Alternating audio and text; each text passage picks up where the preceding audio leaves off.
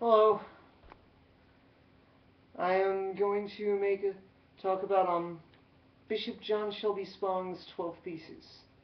It's 12 changes that he has said that Christianity needs to make if it is to survive in this age.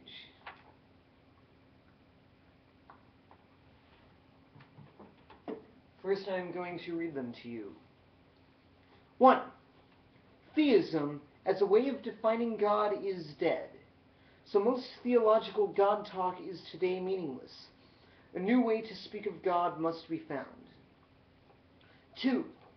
Since God can no longer be conceived in theistic terms, it becomes nonsensical to seek to understand Jesus as the incarnation of the theistic deity.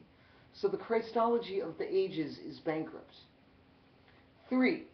The biblical story of the perfect and finished creation from which human beings fell into sin is pre-Darwinian mythology and post-Darwinian nonsense.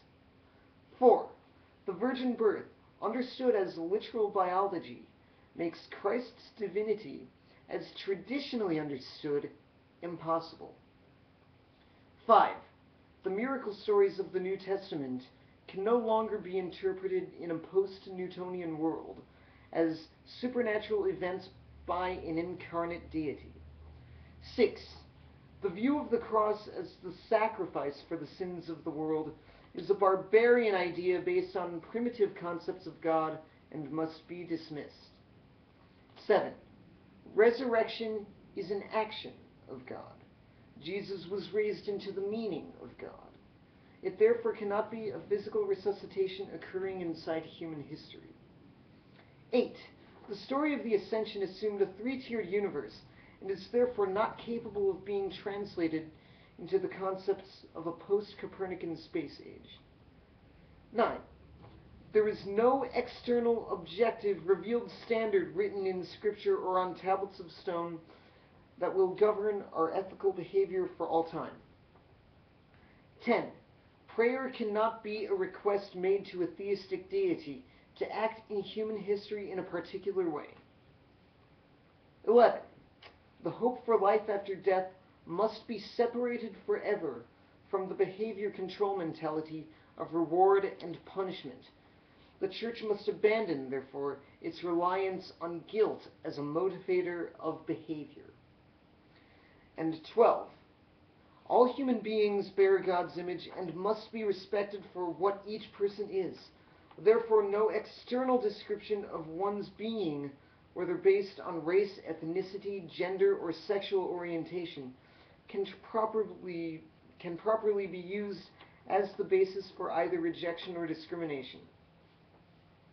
So those are his 12 points, and I'm gonna quickly comment on them. But first I'm going to comment on John Shelby Spong and some other theologians who are looking at alternative ideas. Spong's 12 Theses were kind of done based off of his book, Why Christianity Must Change or Die, which he gets into detail, not in that exact order, or not in that structuring, but he gets into detail about the changes Christianity must make in his chapters, and he proposes some of his alternative views. And in A New Christianity for a New World, he furthers that. But he isn't the only one who's looking at alternative ways of understanding Christianity. In Without Buddha, I Could Not Be a Christian, Paul Mitchell gets into detail. He writes it, however, more for himself, while Spong is trying to really change Christianity. Nitter is it's a very personal book for him. And Thank God for Evolution by Reverend Michael Dowd was written for sort of people who are of Spong's group, but he also wrote it very much to be applicable or transferable to other religions. I definitely think it's very transferable to some of the more nature-based religions. It's basically about the marriage of science and religion. and how it can really change your life. But while Michael Dowd goes back to science as a way of reshaping and changing religion, and while Nietzsche goes back to other religions, or another religion, Spong primarily uses contemporary biblical studies. And I think all three of these ways are great ways of doing it. And I think together they can really be very useful. And each one of them looks at a different idea. But I'm going to now look back at the 12 points which I have included in the description for this video. But the first one, basically, we can no longer understand God as sort of the supernatural personal deity. In Spong's concept is basically at the heart of life, the source of life, the source of love, and the ground of all being. And something that I would say is very compatible with pantheism. Basically the view that God is the universe, her natural laws, nature, and sort of all that, kind of all existence, really. So I think that's, in a way, a more poetic way of putting it. And his idea of Jesus is basically someone who people experienced all that Jesus, or all that God was.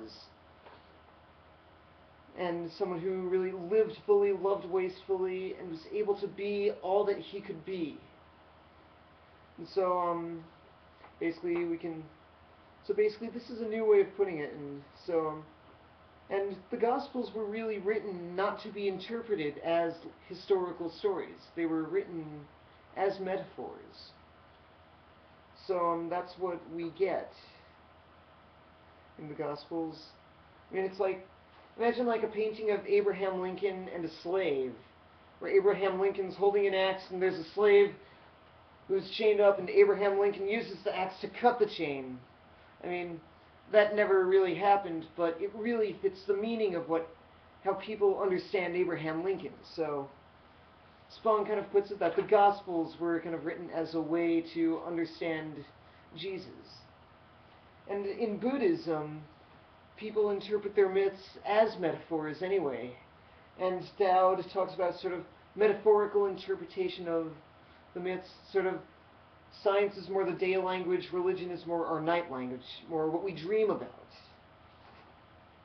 And things like Spong definitely continuously wears across his ideas, sort of the meaning of it is of Jesus' willingness to just be all that he could be, to give life. So that's, I would say it's more, to me I would say it means more him dying for what he believed to be right. But then the resurrection, not a physical resuscitation, sort of more, I guess the idea of it is more, instead of Jesus walking out of the tomb, it was more an experience where people felt as if Jesus was alive again. And I sometimes think, well, you know, the resurrection is something that continuously happens. It happens sort of with Mohandas Gandhi, it happened with Martin Luther King and sort of their actions. So in a way, that's another way of thinking of the resurrection. Sort of the Bible, definitely number 9, sort of non-literal, sort of, except John Shelby Spong sort of mostly goes back to the ideas of looking at how the scriptures were written and the ideas of the authors, while Dowd says, well, if they have the same meaning to us as they did to the people who wrote them, then we're not doing our job. So these are two different ideas. I would say it's definitely good to look back at the origins of how the scriptures were written, but I think we should also look at what they can mean to us today as well. But I would say Jesus' teachings really, except for a couple, they really are very timeless. And there are debates on what the historical Jesus actually said and what he didn't say and what was made up by the authors of the Gospels. But I think much of the sayings they were still these people's interpretations of Jesus. It's like, a lot of what people say about Jesus' teachings could be said about many of the early Greek philosophers, of how their philosophies and their views were written down by other people many years later. So, prayer. I mean, Paul Nature just uses meditation as kind of an alternate for prayer, sort of silence, emptying your mind, all that. And Spong basically talks about kind of embracing the eternal now and today. I will say, however, that people might say, well, there's no supernatural deity who will listen to your prayers. And I will say, but there is someone who can hear my prayers. Me. And prayer, I think it can be a good exercise. And there might be I'm not sure about the supernatural deity. I really don't know. I definitely lean very heavily towards pantheism. And basically the hope for life after death. Nietzsche's idea is, well, we don't know, and it's beyond our understanding. And Spong's view is basically, well, through the impacts that you have on others, you're still alive in that way, which to me, it seemed really disappointing at the time. But when I was buying one of these sort of new Jimi Hendrix albums, it's kind of they took some of his unreleased recordings, remixed it, and I was thinking, in this regard, Jimi Hendrix is still alive. Wow, Spong was right, was kind of my view. Now, the 12th one, basically, we shouldn't discriminate.